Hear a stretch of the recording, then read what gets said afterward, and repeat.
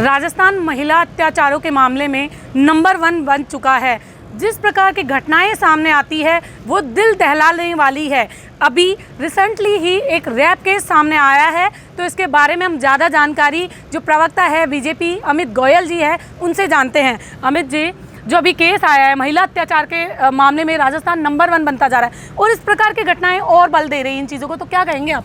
देखिए, स्थिति ऐसी है कि राजस्थान में अब रेप की, दुष्कर्म की, महिला उत्पीड़न की घटनाएं आती हैं तो बहुत दुख होता है, बहुत गुस्सा भी आता है, लेकिन अब आश्चर्य नहीं होता है। आश्चर्य इसलिए नहीं होता है कि रोज़ अखबार रंगे हुए हैं, हर 1 से 1.5 घंटे में एक महिला के साथ दुष्कर्म हो रहा है।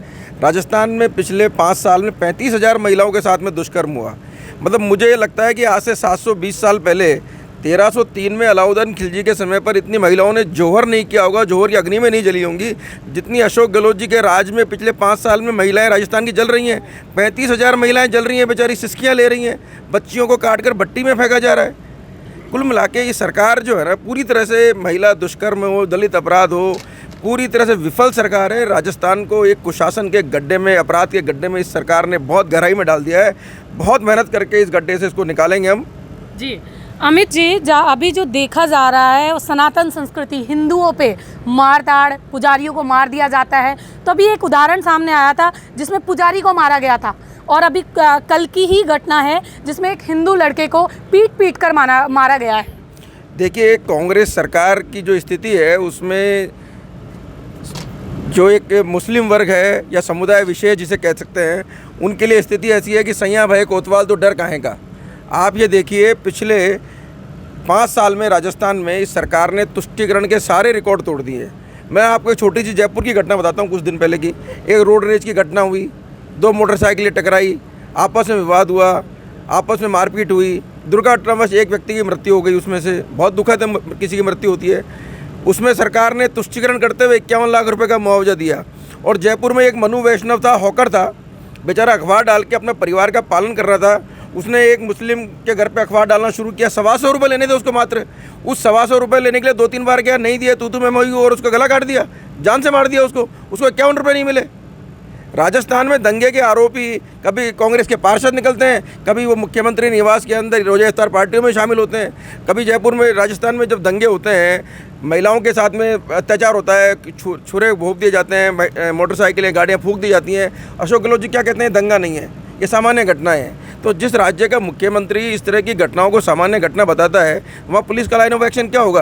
पुलिस का लाइन ऑफ एक्शन खत्म हो जाता है और अपराधियों के हौसले बढ़ते हैं। जयपुर में आपने देखा कि बच्ची के साथ दुष्कर्म का मामला था और उसमें एक बहुत भारी भीड़ इकट्ठी हो गई और सैकड़ों घरों पर पथराव हुआ और सैकड़ों गाड़ी को शीशे फोड़ दिए गए। क्या कार्रवाई की सरकार ने उस मामले में, बताइए आप मेरे को। पूरी तरह से ये सरकार आखंड तुष्टीकरण में डूबी है। एक तरफ हमारे देश के प्रधानमंत्री कहते हैं कि सब संतुष्टिकरण, सबका साथ, सबका विकास, सबका प्रयास, लेकिन इनके लिए तो एक वोट बैंक की जो राजनीति है वो देश हित और समाज इससे ऊपर है और उसी का दंश राजस्थान भुगत रहा है। जी, आज एक बहुत बड़ा चेंज हुआ है। साध्वी अनादि उन्होंने कांग्रेस ज्वाइन करी है और बड़ा चेहरा माना जाता था संत समाज से बीजेपी के लिए। देखिए, चुनावी समय है, चुनाव के लिए बहुत लोग इच्छा रखते हैं कि हमको चुनाव में टिकट मिले, लेकिन पार्टी के पास में भी अपना फीडबैक होता है। बहुत सारी चीज़ें पार्टी को देखनी पड़ती हैं। 10-20 लोग एक चीज़ें ट्राई करते हैं, मिलता टिकट एक को ही है, तो नाराज़गी स्वाभाविक होती है। कुछ लोग संगठन की मर्यादा को समझते हैं, संगठन में बने रहते हैं। कुछ लोगों की महत्वाकांक्षा ज़्यादा होती है, वो दूसरी पार्टी में चले जाते हैं। ये तो एक सामान्य प्रक्रिया चुनावी समय पे सब जगह होती है। जी, एक तरह से देखा जाए, टिकटों की आपने बात करी कि सभी में महत्वाकांक्षाएं होती है और अभी यहाँ पर बीजेपी की तीसरी लिस्ट जारी नहीं हुई है, काउंटडाउन शुरू हो चुका है, लेकिन 2 नाम प्रमुखता आ रहे हैं। एक है जो पूर्व महापौर थी और अब बीजेपी में ज्वाइन ली है, ज्योति खंडेलवाल। दूसरा जो बाबा बाल मुकुंदाचार्य है उनका, तो उसके बारे में क्या कहेंगे कि कार्यकर्ता क्या नाराज़गी नहीं होगी इस प्रकार के टिकट वितरण से? देखिए, मेरा ये मानना है अभी तक ये प्रश्न काल्पनिक प्रश्नों की श्रेणी में आएगा। एक बार लिस्ट जारी हो जाए और उसके बाद आपको कोई भी सवाल होगा उसका जवाब भी हम पक्का देंगे। जी, एक अंतिम सवाल, सचिवालय की आग, ओएसडी साहब के कल आग लग चुकी है और उसमें फायर ब्रिगेड को भी नहीं बुलाया, ये बड़ा चौंकाने वाला मामला है, तो उसके बारे में क्या कहेंगे? देखिए, निश्चित रूप से 5 साल में इस सरकार ने काम नहीं किया, कारनामे किए हैं और कहीं ना कहीं अपने कारनामों को आग दिखाने का काम किया, उनको छुपाने का काम किया है। तो ये कांग्रेस की संस्कृति है, कोई बड़ी बात नहीं है। कल पवन खेड़ा आए थे, उन्होंने कुछ राज्यों को उदाहरण दिया कि और राज्यों में भी आग लगती है चुनाव से पहले।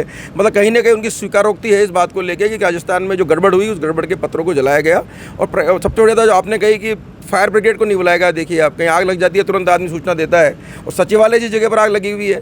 तो कुल मिला के सरकार के काले कारनामों को छुपाने का प्रयास किया है। लेकिन राजस्थान में एक लाल डायरी की बात होती है कि लाल डायरी कहाँ है, लाल डायरी कहाँ है। राजस्थान के हर आदमी के दिमाग में इस कांग्रेस सरकार की लाल डायरी छप चुकी है। उसके पास सरकार के कारनामों की सूची है।